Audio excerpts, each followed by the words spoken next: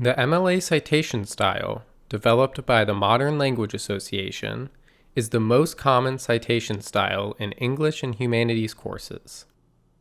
MLA citations have two parts: in-text citations that follow a quote, paraphrase, or summary within your research paper, and a works cited page that lists a full reference for all sources mentioned above.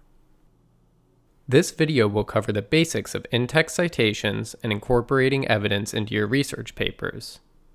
For help with works cited pages, watch part 2 of our series on MLA citations. What is a citation style? When you write a research paper in college, you're not just writing for your professor or your classmates. You're entering into a conversation with the authors and creators you engaged with during your research. Your essay builds on the discoveries and insights of those authors, and by offering your unique perspective, you contribute to the development of new ideas. Citations are an important part of this process. Citations document your sources, credit the original authors, and allow your readers to verify information on their own. However, in a world where you might need to cite books, articles, TV shows, and even TikToks, the process of building and formatting citations can be challenging. This is where using a shared citation style is helpful. Over many years, organizations and academics have developed rules to help you cite sources in predictable and understandable ways. While these guidelines may feel confusing when you first encounter them, you'll find that they are designed to walk you through the citation process and answer common questions that might arise. The goal of learning a citation style like MLA is to become confident in your ability to credit sources and communicate with your readers. In-text citations. As you conduct research for your paper, you will find ideas, arguments, and quotes from other authors that can strengthen your writing. If you want to use these ideas in your paper, you will need to credit the original source and incorporate it into your text. If you don't, this may be considered plagiarism, which is a serious academic offense. When using MLA style, any in-text reference to another work should at minimum provide the following information in the body of the paper: the author's last name or a shortened title to help readers identify the source on your works cited page, and a page or location within the source where this information can be found. In some cases, if you're citing the entire work, you do not need to include the page or location. The traditional way to do this is with a parenthetical citation, meaning you supply this extra information at the end of the sentence between two parentheses. However, if you mention the author's name or the title of the work directly in your paper, you don't need to include it for a second time in the parentheses. As a result, the exact way you cite will depend on how you incorporate borrowed ideas or evidence into your paper. In general, there are two ways to incorporate evidence. You can quote, and you can paraphrase or summarize. Let's look at an example of each of these approaches from sample papers from the MLA. These essays have been recognized for their excellent use of MLA style and citations. Quoting is when you use the exact text of another author. This is most effective when you want to highlight a specific argument or want to reproduce the exact language of a source. In general, quotes should be used sparingly. Here's an example from a paper by Aspen English. According to Stephen Littlejohn and Karen Foss's Encyclopedia of Communication Theory, quote, virtually every discipline concerned with the human being must study communication to some degree, unquote. Parentheses 102. We can see that Aspen included the two necessary pieces of information: the author's last names and the location of the quote in the original work. This will allow readers to find the accompanying reference on the works cited page and track down the quote in the Encyclopedia of Communication Theory. Aspen did not need to include the last names in the parenthetical citation because she employed what we sometimes call a signal phrase.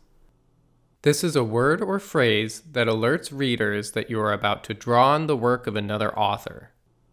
Phrases like the author declares, argues, believes, shows, suggests, or thinks are all good options to signal that you are sharing ideas from another work. Another approach to incorporating evidence is to paraphrase or summarize another work in your own words. This allows you to restate an author's main points and maintain your own voice. In general, the difference between a paraphrase and a summary comes down to whether you paraphrase a short passage or summarize a larger section of an entire work. Let's look at some examples of paraphrasing and summarizing in Aspen's essay.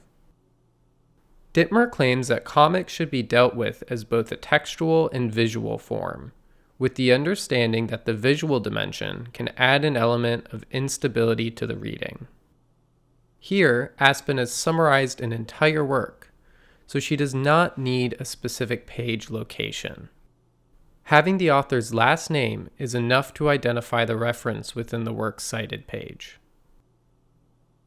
On the other hand, Aspen paraphrases a specific passage when she writes, "In exploring literary devices in graphic novels, Ashley K. Delacroix affirms that Rosenblatt's reader response theory carries over into graphic novels due to their unique relationship with the reader." Parentheses 368.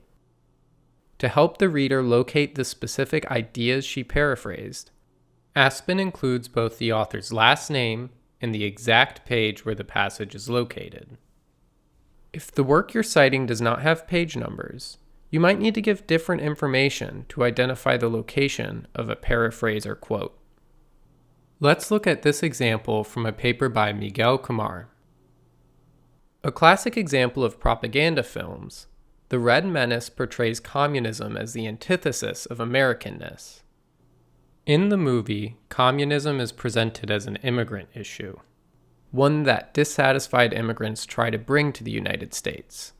Parentheses, Red Menace, 1310, 1645.